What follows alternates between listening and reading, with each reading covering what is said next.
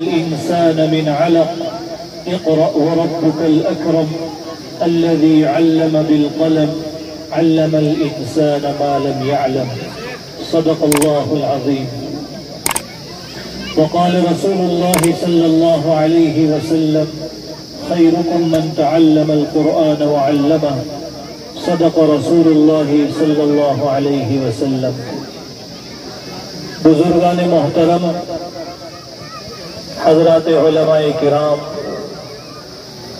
نوجوان ساتھیوں، پردہ نشین خواتین اسلام،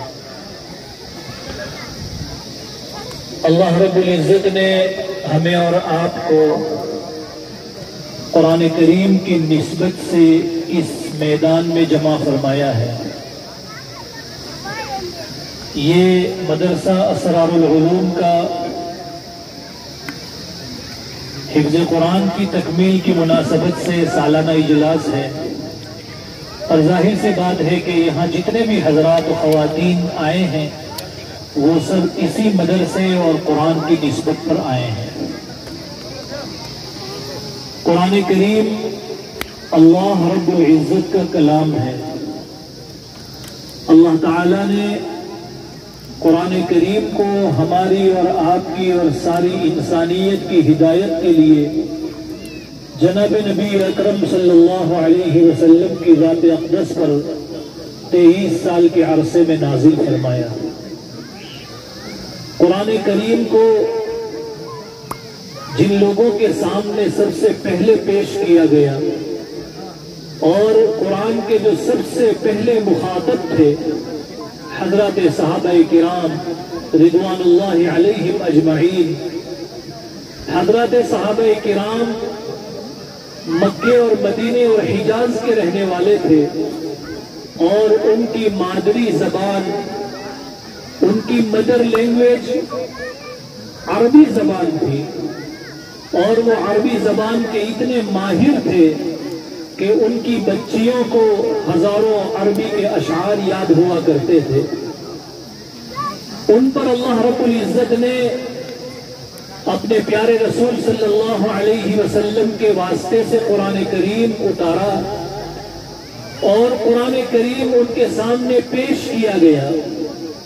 وہ قرآن کریم کے معنی کو سمجھتے تھے، عربی زبان کے ماہر تھے.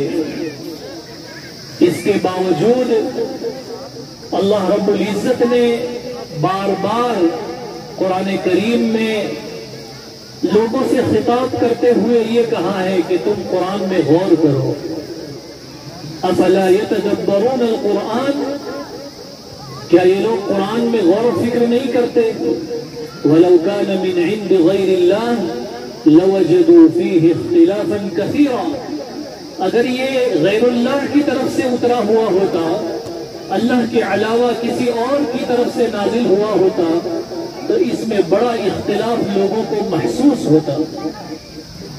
اللہ فرماتے ہیں افلا یتدبرون القرآن ام علی قلوب اقفالها، کیا یہ لوگ قرآن میں غور نہیں کرتے، یا یہ کہ ان کے دلوں پر تالے پڑے ہوئے ہیں کہ بات تو سمجھ میں آ رہی ہے لیکن دروازے بند ہیں، جس کی وجہ سے تسلیم نہیں کر رہے ہیں، مان نہیں رہے ہیں.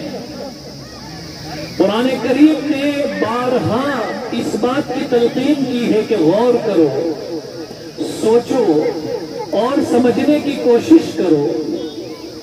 قرآن کریم کا جہاں یہ حق ہے کہ قرآن کریم کو سیکھا جائے، قرآن کریم کو پڑھا جائے اور کما حقہ اس کی تلاوت کی جائے. الذین آتیناہم الکتاب یتلونہ حق تلاوتہ اولئک یؤمنون بہ، جہاں قرآن کریم کی تلاوت کی تاکید کی گئی ہے اور تلاوت کی فضیلت بتائی گئی ہے. من قرأ حرفا من کتاب اللہ تعالی فلہ بہ حسنۃ والحسنۃ بعشر امثالها. فرمایا جو ایک حرف پڑھتا ہے اس کو 10 نیکی اللہ عطا فرماتے ہیں. فرمایا میں یہ نہیں کہتا کہ الف لام میم ایک حرف ہے، بلکہ الف حرف، لام حرف و میم حرف، یہ الگ الگ حروف ہیں، ہر حرف کے پڑھنے پر 10 نیکی ملتی ہے. قرآن کی تلاوت کی فضیلت بتلائی گئی.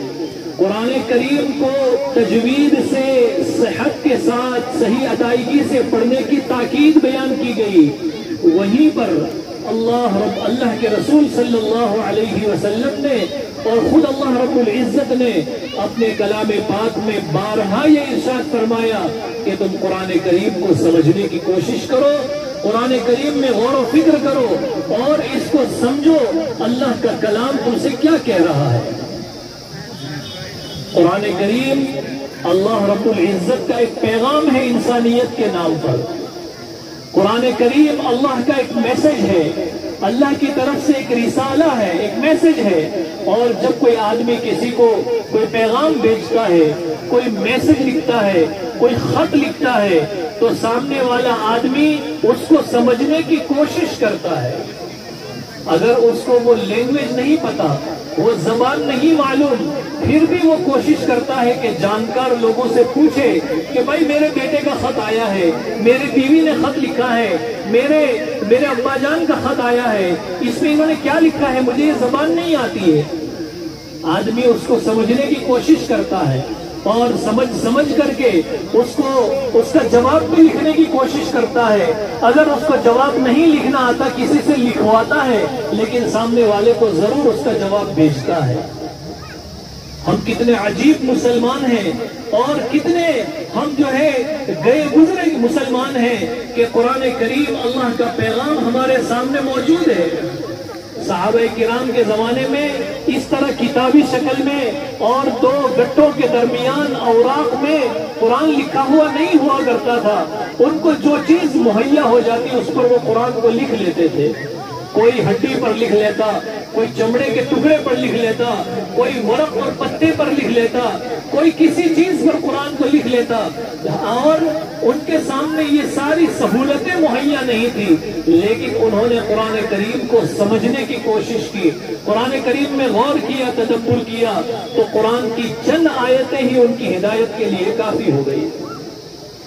حضرت عمر فاروق رضی اللہ تعالی عنہ کی اسلام کا واقعہ کون نہیں جانتا؟ حضرت عمر فاروق رضی اللہ تعالی عنہ کی بہن مسلمان ہو چکی تھی، ان کے بہنوئی مسلمان ہو چکے تھے۔ وہ اللہ کے رسول صلی اللہ علیہ وسلم کو قتل کرنے کے لیے نعوذ باللہ نکلے۔ کسی نے کہا کہ پہلے اپنے گھر کی خبر لو، اللہ کے رسول اور محمد کو بعد میں دیکھنا صلی اللہ علیہ وسلم، پہلے اپنے گھر کو تو دیکھو۔ جب اپنے گھر پہنچے، اپنی بہن کے گھر پہنچے، تو ایک صحابی ان کے بہن اور بہنوں کو قرآن سکھا رہے تھے۔ حضرت عمر نے دروازے کو دستک دی، پوچھا کون؟ تو کہا کہ عمر۔ تو ان کی آواز سنتے ہی ان کے بہنوئی چھپ گئے اور وہ قاری صاحب جو قرآن سکھا رہے تھے ان کو بھی چھپا دیا۔ بہن اکیلی موجود تھی۔ حضرت عمر بہت غصے میں، انہوں نے سن لیا تھا کہ یہ لوگ مسلمان ہو چکے ہیں اور یہ قرآن سیکھ رہے ہیں۔ حضرت عمر رضی اللہ تعالی عنہ نے اپنی بہن کو بہت پیٹا، بہت سختی کی ان کے ساتھ، اور کہا کہ کیا چیز ہے وہ مجھے دکھاؤ۔ ان کی بہن نے کہا کہ نہیں، تم ناپاک ہو، تم مسلمان نہیں ہو، تمہارے لیے اجازت نہیں ہے کہ تم اس کو ہاتھ لگا سکو، ہم تمہارے ہاتھ میں یہ نہیں دے سکتے۔ بڑی دیر کے بعد جب ان کا غصہ ٹھنڈا ہوا، پاکی اور صفائی حاصل کی، ان کی بہن نے ان کے ہاتھ میں وہ آیتیں جو لکھی ہوئی تھی وہ پیش کی۔ جب انہوں نے ان آیتوں کو پڑھا، طٰہ ما انزلنا علیک القرآن لتشقى، سورہ طٰہ کی چند آیتیں ابھی انہوں نے پڑھی تھی اندر دیکھ کر کہ ان کا دل پگھل گیا، اور انہوں نے نیت کر لی کہ اب محمد رسول اللہ کو قتل نہیں کرنا ہے، ان کی جان نہیں لینا ہے، بلکہ اب ان کے اوپر اپنی جان کو نچھاور کر دینا ہے۔ کیسے ایمان قبول کیا، کفر کو چھوڑ کر ایمان کی طرف کیسے آ گئے؟ ویسے ہی آ گئے اعوذ باللہ بسم اللہ پڑھ کے نہیں، وہ قرآن کو سمجھتے تھے، وہ سمجھتے تھے کہ اس میں کیا کہا گیا ہے، اس کی فصاحت و بلاغت کو وہی لوگ سمجھ سکتے تھے، ہمیں سمجھنے کی ضرورت بھی نہیں ہے۔ لیکن میرے بھائیوں، ہم کم از کم درجے میں اتنا تو کر سکتے ہیں کہ قرآن کریم کا وہ حصہ جو ہم روزانہ نمازوں میں پڑھتے ہیں. ابھی ہمارے محترم مفتی صاحب نے بھی یہ بات ارشاد فرمائی کہ روزانہ قرآن سورہ فاتحہ، سورہ فلق، سورہ ناس ہم پڑھتے ہیں، لیکن 60-70 سال کی عمر ہو جانے کے باوجود زندگی میں ایک مرتبہ بھی ہمیں یہ توفیق نہیں ہوتی کہ ہم قرآن کریم کی ان صورتوں کا کیا ترجمہ ہے، کیا مطلب ہے، کیا مفہوم ہے، اس کو یا تو قرآن کے ترجمے میں سے پڑھنے کی کوشش کریں یا کم از کم درجے میں محلے کے مفتی صاحب سے، حافظ صاحب سے، امام صاحب سے درخواست کریں کہ حضرت ہمیں ان صورتوں کا ترجمہ سکھا دیجیے.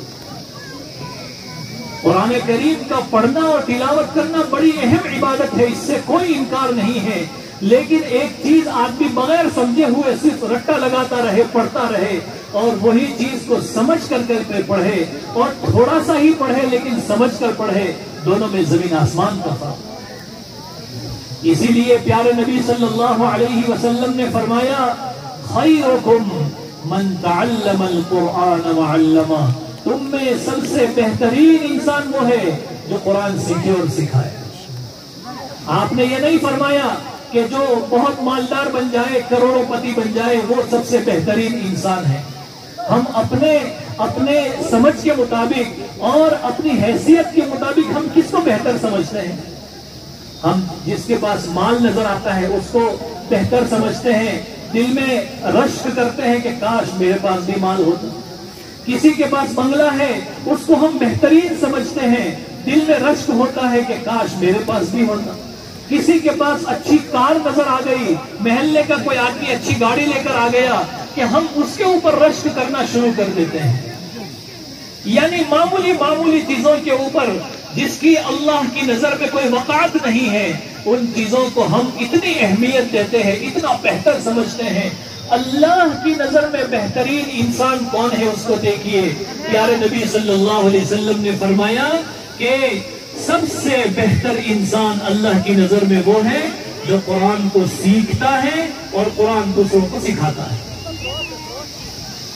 علماء نے یہاں یہ بات بھی لکھی ہے، آپ نے یہ نہیں فرمایا کہ جو قرآن پڑھے اور پڑھا دے ہوئے، قرأ و اقرأ نہیں فرمایا، بلکہ علم، تعلم اور علم کا لفظ استعمال فرمایا. اس میں اشارہ دیا اس بات کی طرف کہ صرف الفاظ کو یاد کرنے پر اکتفا نہ کیا جائے، صرف الفاظ کے ناظرہ پڑھ لینے پر اکتفا نہ کیا جائے، بلکہ اس کو سمجھنے کی کوشش بھی کی جائے. اتنے سارے مسلمان مرد اور عورتیں بیٹھے ہیں، آپ نیت کریں کہ روزانہ ہم ایک دو لائن قرآن کریم کا ترجمہ ہم کسی عالم صاحب سے، مولانا صاحب سے، عالمہ سے، آپ کے علاقے میں معلمات بھی موجود ہیں، لڑکیوں کے مدرسے بھی موجود ہیں، ماشاءاللہ کوئی رکاوٹ نہیں ہے، سارے اسباب موجود ہیں، لیکن کمی جس چیز کی ہے وہ فکر کی کمی ہے. آج تک ہم نے اس کو ضرورت ہی نہیں سمجھا کہ قرآن کو سیکھنا چاہیے اور سمجھنا چاہیے. اگر ہمارے گھر کا کوئی بچہ اسکول جاتا ہے